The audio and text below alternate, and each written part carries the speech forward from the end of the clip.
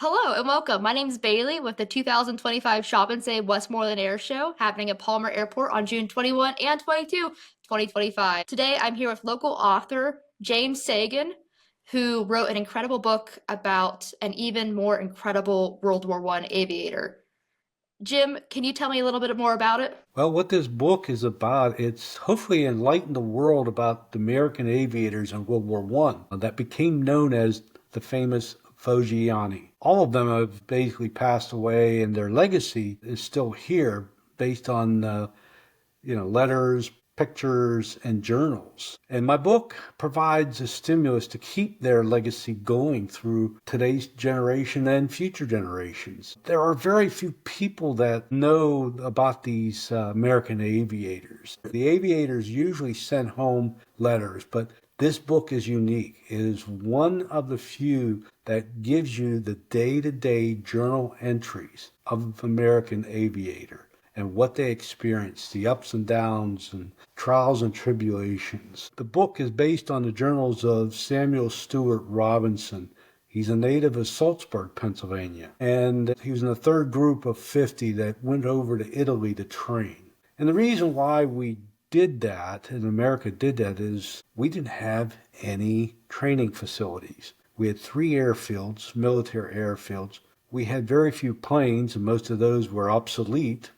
Those pilots that we did have were already in France fighting in the war. So the American government put out a request, and they were only going to accept 500 cadets to train for flights. So they vetted them through various universities and what they call ground schools. Now, these ground schools were basically just academics. There was no flying involved. So, it involved things like engine and meter repairs and meteorology and astronomy and just a lot of academic. The cadets had to pass these courses with 95% or better. Well, Stewart passed. He was in the third group of 50 that shipped over to England, then France, and then finally to Foggia, Italy. And that's where they trained. Stewart kind of goes through some of those stories, and it's just fascinating history.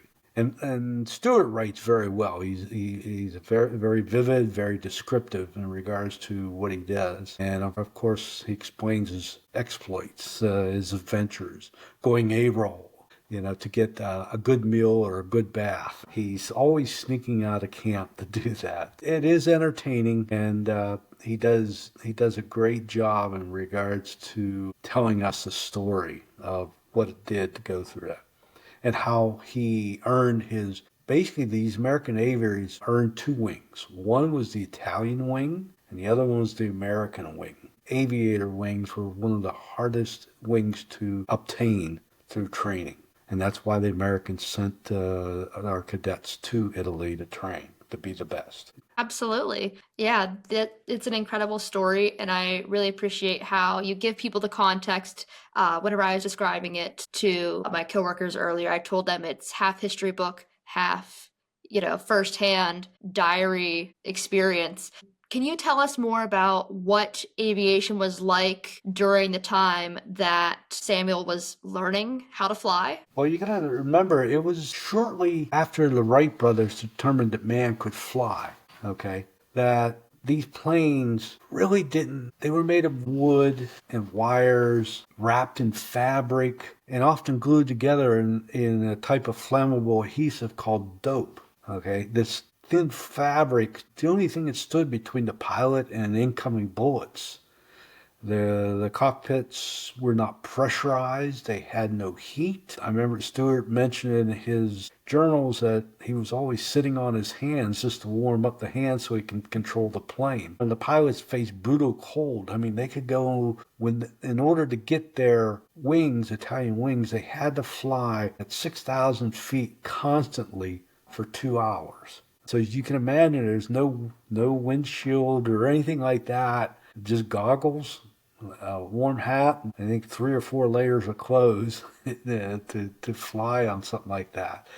The engines were always failing. The propellers would crack. The fuel tanks leaked. The wires on the wings always broke. So there's all these different things that they had to contend with. The machines were also very difficult to fly, and there was always pilot errors on that, and then always rough landings. And they also, once they're on the ground, I don't know if you ever heard ground loops. And Yes. basically, what it is the planes would tip over on one side of the wing and then just go in a circle on that. And they couldn't correct that. It's just amazing. So Stewart explains in his journal that he had one crash and survived. And I can't believe that seeing pictures of these planes that he survived. But his Italian instructor, Stewart would sit behind the instructor on the plane, and the instructor was up, they were flying, and the instructor passed out for lack of oxygen. But he still had his grip on the control of the plane, and Stewart didn't know he passed out. They just kept getting closer to the ground and everything. So once they crashed, Stewart rescued the instructor. He found out that the instructor did pass out, and that's why Stewart couldn't correct the plane from going down. But the instructor was pretty well banged up, but Stewart, he was bruised up, but he still flew the next day. So those are some of the obstacles that that they had to endure on these.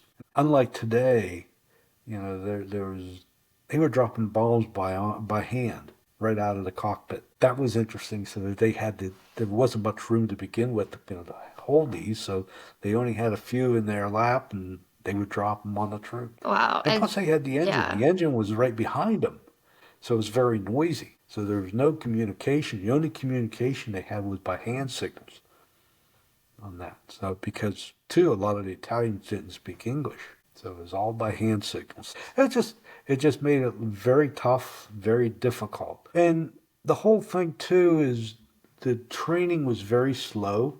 There was a lot of obstacles, but they overcame all those. At least Stewart did, and finally got his wings about mid-year, June of 1918. Wow. Yeah, I always call that era the Wild West of aviation.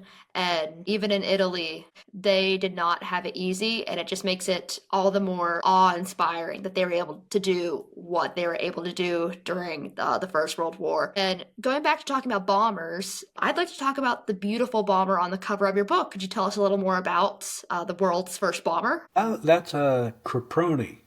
That was manufactured in Italy. You'll see on the cover of the book, there's a machine gunner. They added the machine gun later on in the later versions of that plane. But kept adding bigger and bigger engines. They started out at 350 horsepower, then went up to 450, then a 550. The 550s were the bombers on that, and with the machine guns on that. So the bigger engines, they could carry more payload. Wow, incredible. So one of the questions I have for you as an author is, obviously his his journals, his diaries have been around for over 100 years. And I know you wrote this book relatively recently, so uh, why now? Why did you choose now is the right time to share his story and, get the word out there about what this local aviator did? Well, this opportunity was given to me about a year ago. A friend of mine basically knew Stewart and knew his wife and had these journals. And she came to me one time and says, "I know your family. Would you be interested in these journals?" And I says, "Yeah, I'd be interested in it." And what's nice about it is that night I read all the journals and I said, "There's a book here. There's a story that needs to be told." So that's when I kind of got a team. There's 3 journals. I got a team together. We started transcribing. So we get, because the journals are 100 years old. So the ink's fading and the books are in pretty decent condition for 100 years old. But we needed to tell the story on that and tell the story. Like I said, the more, when I did due diligence, there just are not enough World War One books about the aviators.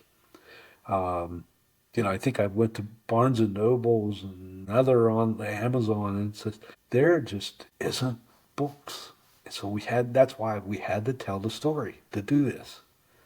That. So So that that gave us the incentive. This is actually my fourth book, but this I was working on another one, but this all of a sudden took a priority. It gathered my interest, and it's like, and it took off. And I'll be honest with you, I've been, I've got his couple of his medals. I've got a couple of the hat insignias, his lieutenant bars, and his Italian wings. And I'm in discussions with the Smithsonian, also the Air Force Museum in Dayton, Ohio, to add them to their Foggiani collections on that. So, and Good. also they're also interested in the journals. So I'm hoping, one of the two take them and, put them with their collection, and it'll preserve history. Absolutely.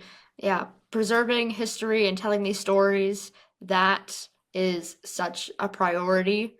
How much did you know about aviation before you decided to write this book? Well, I didn't know too much about World War One aviation, okay, but I got educated quickly on that. It's just a fascinating. Like I said, you think about it, it's only about 10 years after the Wright brothers, so the dynamics were there. The U.S. had no industry, no manufacturing industry at all. All the planes were manufactured in England, Italy, and France, and Germany, of course.